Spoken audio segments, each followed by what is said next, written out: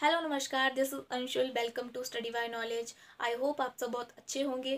तो पिछली क्लास में हमने आर्टिकल नंबर 52 से लेकर 62 तक जितने भी आर्टिकल थे उन सभी को हमने कवर कर लिया था, जो कि प्रेसिडेंट के बारे में थे। उनके जो इलेक्शन हैं, उनकी क्वालिफिकेशंस क्या हैं, ये सारी चीज़ें हमने डिस्कस कर ली थी। तो आज हम स्टार्ट करेंगे आर्टिकल नंबर 63 से। तो चलिए जानते हैं आर्टिकल नंबर 63 क्या बोलता है। The vice president of India, जो जिस प्रकार से हमने पढ़ा था कि भारत का राष्ट्रपति होना ज़रूरी है, उसी प्रकार से आर्टिकल नंबर 63 में ये बोला गया है कि भारत के अंदर जो है उपराष्ट्रपति भी होना ज़रूरी है। हमने पढ़ा था कि जो हमारे प्रेसिडेंट होते हैं वो फर्स्ट सिटीज़न ऑफ इंडिया जो है उनको कहा जाता है। तो उसी प्रकार से जो हमारे वाइस प्रेसिडेंट होते हैं, जो हमारी सेकंड हाईएस्ट पोस्ट जो रहती है वो हमारे प्रेसिडेंट के बाद जो है वाइस प्रेसिडेंट की होती है। ठीक है, तो वाइस प्रेसिडेंट की जो है सेकंड हाईएस्ट पोस्ट जो है वो हमारी रहती है किसके बाद? प्रेसिडेंट के बाद। ठीक है, तो इंडिया के अंदर जो है वो उपराष्ट्रपति होना भी ज़रूरी है। जिस प्रकार से राष्ट्रपति होना ज़रूरी है, उसी तरह से वाइस प्रेसिडेंट होना भी ज़रूरी है। तो इनके लिए जो यहाँ पे क्वालिफिकेशन रहती हैं वो यही होती हैं कि ये जो है वो भारत के नागरिक होने चाहिए। दूसरा कि इनकी जो मिनिमम एज है वो 35 होनी चाहिए। ये जो है वो राज्यसभा के मेंबर बनने के योग्य होने चाहिए। जो भी इनकी राज्यसभा की जो भी रिक्वायरमेंट होती हैं उनको जो है वो उनको पूरा इनको करना होगा। ठीक है, इसीलिए जो है वो ये यहाँ पे इसके लिए क्वालिफाई हो सकते हैं। ठीक है, और फोर्थ हमारा हो जाएगा कि ये किसी भी गवर्नमेंट ऑफिस के अंदर जो है कार्यरत नहीं होने चाहिए। मान लीजिए अगर कोई ऐसा व्यक्ति है जो कि गवर्नमेंट ऑफिस के अंदर काम करता है और उसको जो है वाइस प्रेसिडेंट के इलेक्शन के लिए खड़ा होना है, तो उनको जो है उस पोस्ट को पहले छोड़ना पड़ेगा। ठीक है, तभी वो इसके लिए एलिजिबल हो पाएंगे। ठीक है, तो याद रखेंगे कि वाइस प्रेसिडेंट होना जो जरूरी है। ठीक है, तो हम प्रेजेंट टाइम में देखें तो जो हमारे वाइस प्रेसिडेंट हैं इंडिया के वो हो जाएंगे जगदीप धनखड़ जी। और पहले कौन थे? तो वो थे हमारे वेंकैया नायडू जी। ठीक है, आगे चलेंगे आर्टिकल नंबर 64 के ऊपर, जो कि बात करता है the vice president to be ex officio chairman of Rajya Sabha. यहाँ पे बोला गया है कि जो भारत के उपराष्ट्रपति होते हैं वो क्या होते हैं? राज्यसभा के जो पदेन सभापति होते हैं वो हमारे उपराष्ट्रपति ही होते हैं। ठीक है, तो उपराष्ट्रपति जो हमारे राज्यसभा के जो चेयरमैन होते हैं वो क्या होते हैं? हमारे वाइस प्रेसिडेंट होते हैं। जो हमारे वाइस प्रेसिडेंट होते हैं उनको जो है यहाँ पे याद रखेंगे, जो हमारे वाइस प्रेसिडेंट होते हैं उनकी कोई भी यहाँ पे सैलरी नहीं होती है। उनको केवल जो राज्यसभा के जो ये पदेन सभापति होते हैं उन्हीं के बेसिस पर इनको सैलरी दी जाती है। प्रेसिडेंट के सैलरी जो है वो यहाँ पे नहीं होती है। ठीक है, तो जो भी यहाँ पे कोई वाइस प्रेसिडेंट बनता है तो वो क्या हो जाता है?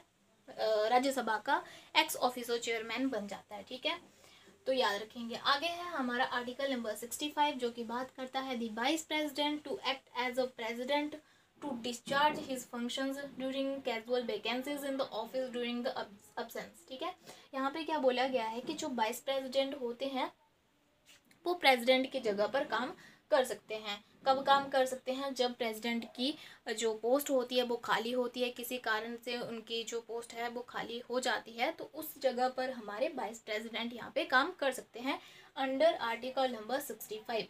लेकिन अगर मान लो कि वाइस प्रेसिडेंट की जगह पर जो है कौन कौन यहाँ पे काम कर सकता है? Vice president.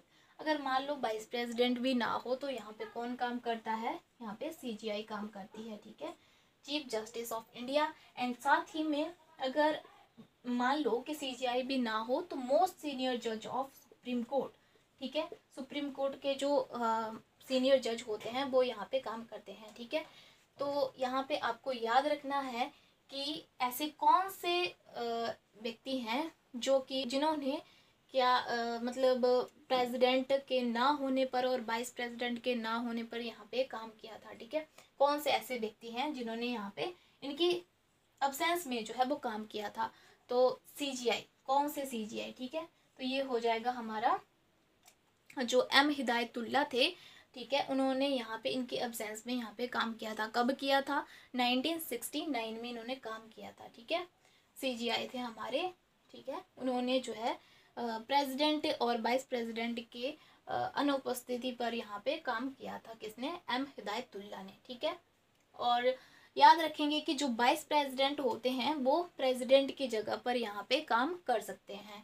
ठीक है, तो आपको याद रखना है कि जो प्रेसिडेंट हैं उनकी पोस्ट खाली होती कैसे है। तो सबसे पहले तो उनका जब टेन्योर यहाँ पे ख़त्म हो जाता है उस टाइम पे इनकी पोस्ट खाली होती है। दूसरा, जब इस टाइम पीरियड के दौरान अगर उनकी यहाँ पे डेथ हुई हो तब इनकी जो है पोस्ट खाली होती है।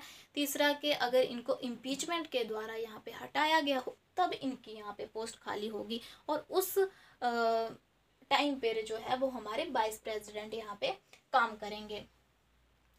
अब यहाँ पे वाइस प्रेसिडेंट जो है प्रेसिडेंट की जगह पर काम करते हैं, तब यहाँ पे जो ये इनकी जो ये एक्स ऑफिसो चेयरमैन होते हैं राज्यसभा के, अगर मतलब इनकी जगह जो है यहाँ पे खाली हो जाती है, तो इस टाइम पे यहाँ पे कौन काम करते हैं?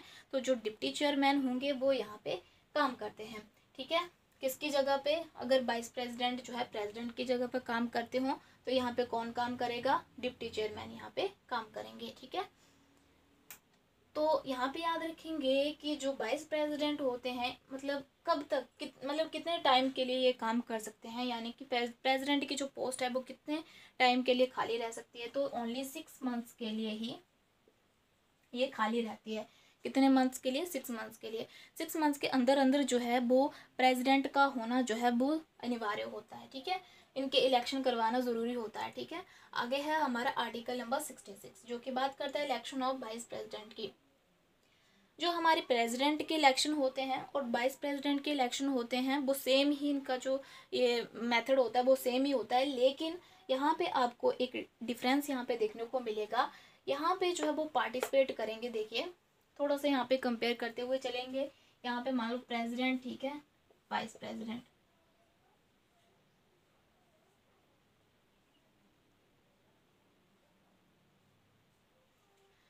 तो यहाँ पे याद रखेंगे कि जो वाइस प्रेसिडेंट के इलेक्शन होते हैं उसमें कौन कौन पार्टिसिपेट करता है। यहाँ पे लोकसभा प्लस राज्यसभा।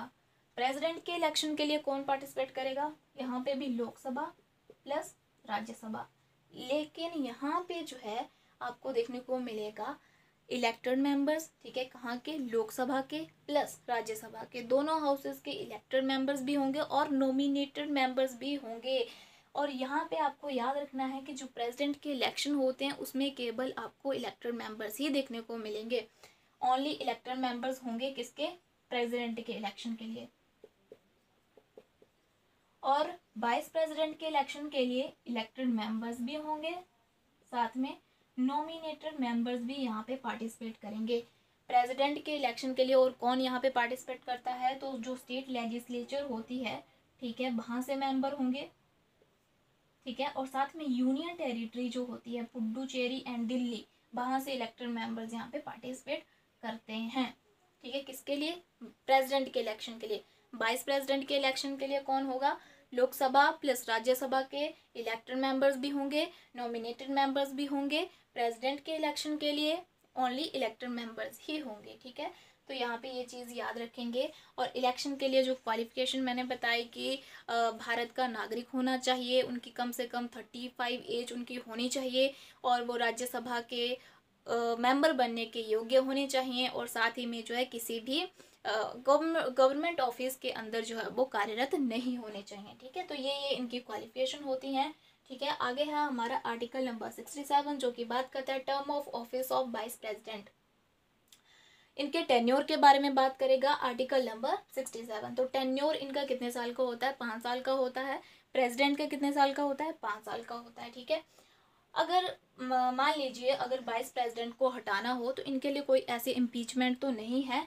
जो हमारे प्रेसिडेंट थे उनके लिए इम्पीचमेंट होती थी, तो यहाँ पे आपको याद रखना है कि इनके लिए कोई भी ऐसी प्रोसेस ये होगी।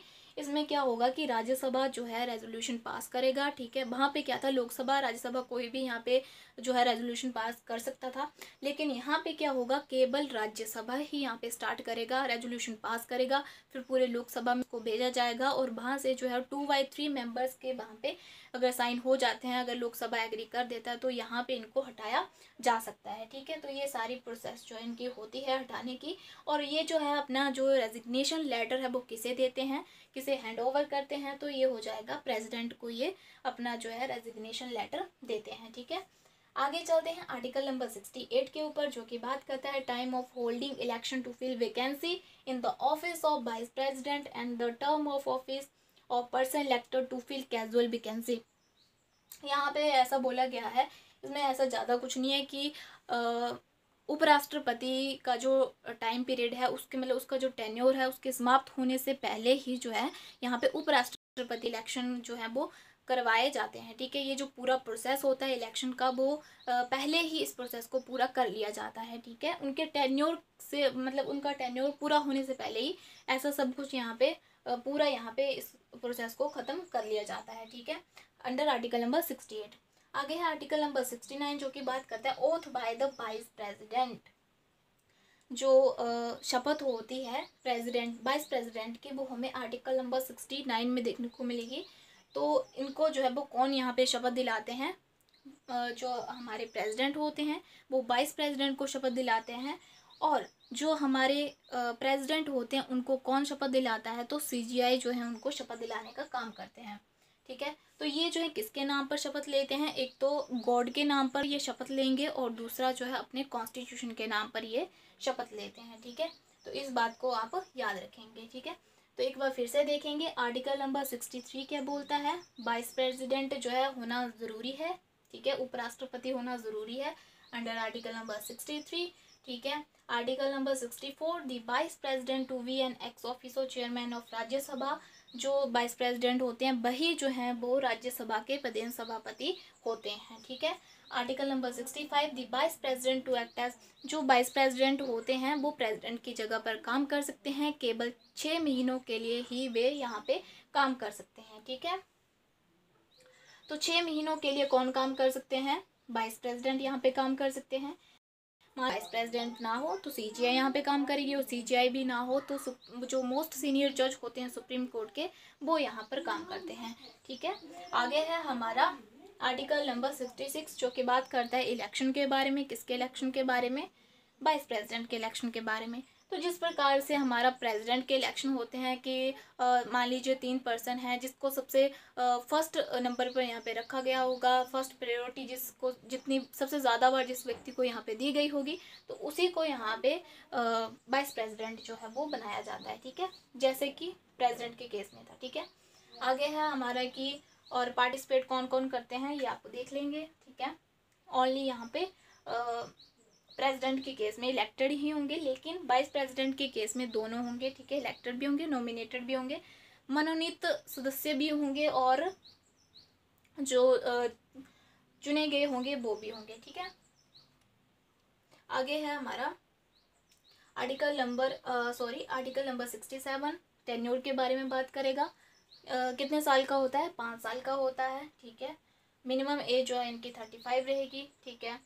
आगे हमारा आर्टिकल नंबर 68 इनकी जो है जितना भी ये सारा प्रोसेस होता है वो राष्ट्रपति के उपराष्ट्रपति के जो टाइम है मतलब जो टेन्योर है उससे पहले ही यहाँ पे पूरा प्रोसेस को यहाँ पे कर लिया जाता है, ठीक है, इनके टेन्योर से पूरा होने से पहले, ठीक है। आगे है 69 जो कि बात करता है ओथ के बारे में, ठीक है, किसकी, वाइस प्रेसिडेंट के बारे में। कौन दिलाता है इनको, प्रेसिडेंट दिलाते हैं। प्रेसिडेंट को कौन दिलाता है, CGI दिलाती है, ठीक है।